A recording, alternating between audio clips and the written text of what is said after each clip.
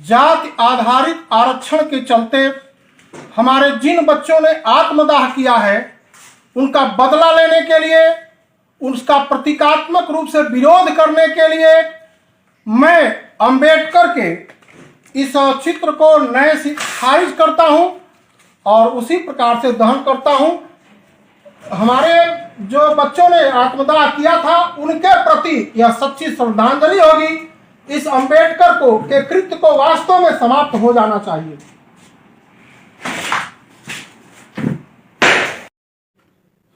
नमस्कार, आज 14 अप्रैल है।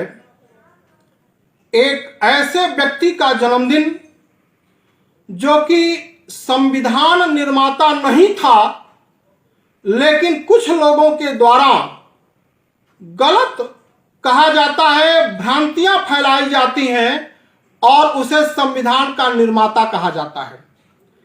एक ऐसे व्यक्ति का जन्मदिन है जो स्वतंत्रता संग्राम सेनानी नहीं था, बल्कि अंग्रेजों का चाटुकार था, अंग्रेजों का दलाल था। आज एक ऐसे व्यक्ति का जन्मदिन है जो देशभक्त भी नहीं था, अपने मातृभूमि के लिए भी वह भक्त नहीं था एवं भारतीय सभ्यता और संस्कृति के प्रति भी उसका कोई लगाव नहीं था। साथियों, आप सही अनुमान लगा रहे हैं, मैं डॉक्टर भीमराव अंबेडकर की बात कर रहा हूं। मैं आज अंबेडकर के बारे में जो तमाम भ्रांतियां फैली हुई हैं, अंबेडकर के समर्थकों एवं अंबेडकर के कुत्तों के द्वारा जो तमाम भ्रांतियां फैलाई जा रही हैं, उनका जवाब दूंगा, उनका कच्चा चिट्ठा आपके सामने रखूंगा। अंबेडकर को सिर से लेकर के पैर तक नंगा करूंगा और सारे तथ्यों की जानकारी तर्कों के साथ प्रमाणिक रूप से मैं दूंगा। साथियों, मैं जयप्रकाश मिश्र, राष्ट्रीय अध्यक्ष राष्ट्रवादी पार्टी ऑफ इंडिया, गोरखपुर के बड़हलगंज का रहने वाला हूं। मेरा 3 मुख्य आरोप है अंबेडकर पर, जिसके बारे में पब्लिक में, देश में, समाज में गलत भ्रांतियां फैली हुई हैं। उस भ्रांतियों को दूर कर हकीकत आप सबके सामने लाने जा रहा हूं।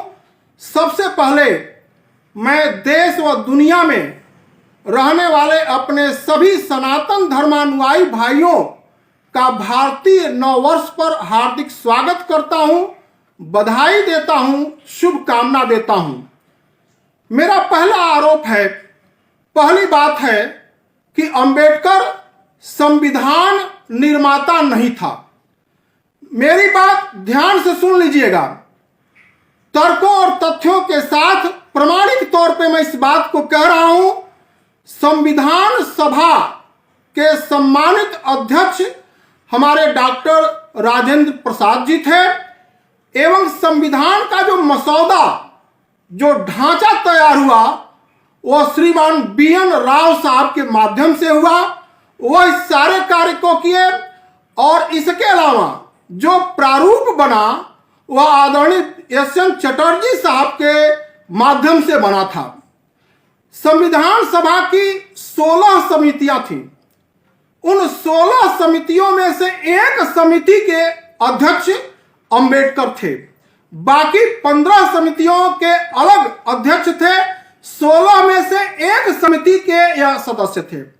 इसके अलावा 243 आर्टिकल श्रीमान BN राव साहब ने तैयार किया था। मात्र 72 आर्टिकल संविधान की अंबेडकर ने तैयार किया था। ऐसे में मैं उनको संविधान का निर्माता बताने वाले लोगों से, इस तरह की बात करने वाले लोगों से पूछना चाहता हूं कि 72 आर्टिकल तैयार करने वाला संविधान निर्माता कैसे हो सकता है, जबकि 243 आर्टिकल संविधान की बीएन राव साहब ने तैयार किया था। यह चीज उनके पक्ष में भौंकने वाले लोगों से मैं पूछना चाहता हूं। दूसरी बात, कहा जाता है अंबेडकर स्वतंत्रता संग्राम सेनानी था। यह गलत बात है। वास्तव में अंबेडकर अंग्रेजों का चाटुकार था। अंग्रेजों का वो चाटुकारी करता था, उसका दलाल था। इतिहास के कई उदाहरण मैं इसके पक्ष में दे सकता हूं। पहला उदाहरण साइमन कमीशन है। इस साइमन कमीशन का पूरा देश विरोध कर रहा था। लाला लाजपत राय को अंग्रेजों ने विरोध करने के नाते लाठीचार्ज कराया और उसी के बाद चोट के कारण उनकी मृत्यु तक हो गई थी। भगत सिंह को भी चोटें आई थी। साइमन कमीशन का विरोध करने के दौरान बावजूद इसके अंबेडकर साइमन कमीशन का समर्थन कर रहा था, अंग्रेजों की चाटुकारिता कर रहा था, अंग्रेजों की दलाली कर रहा था। एक दो और भी उदाहरण देना चाहता हूं। कैबिनेट मिशन के सदस्य को इन्होंने 14 मार्च 1946 को एक पत्र लिखा था और पत्र लिख करके यह कहा था कि हम आपका समर्थन करते हैं, पूरा देश भले ही विरोध करता हो, लेकिन मैं व्यक्तिगत तौर पर आपका समर्थन करता हूं। यह भी अंग्रेजों की चाटुकारिता थी, उनकी दलाली थी। इसके अलावा भी कम्युनल अवार्ड, अंग्रेजों ने कम्युनल अवार्ड की घोषणा की थी, जिसके पीछे उनका उद्देश्य था कि हिंदुओं में इसी बहाने फूट डाला जाए। इस कम्युनल अवार्ड का गांधी जी ने विरोध किया और अंत में इसे वापस लेने की मांग को लेकर के वह आमरण अनशन तक किए थे। उस कम्युनल अवार्ड का भी अंबेडकर ने समर्थन किया था। पूरे देश, जहां एक तरफ था वहां दूसरी तरफ पूरे देश के खिलाफ जाकर के इस कम्युनल अवार्ड का भी इन्होंने समर्थन किया था। एक और मैं उदाहरण देना चाहता हूं। भारत छोड़ो आंदोलन का पूरे देश में आंदोलन चल रहा था।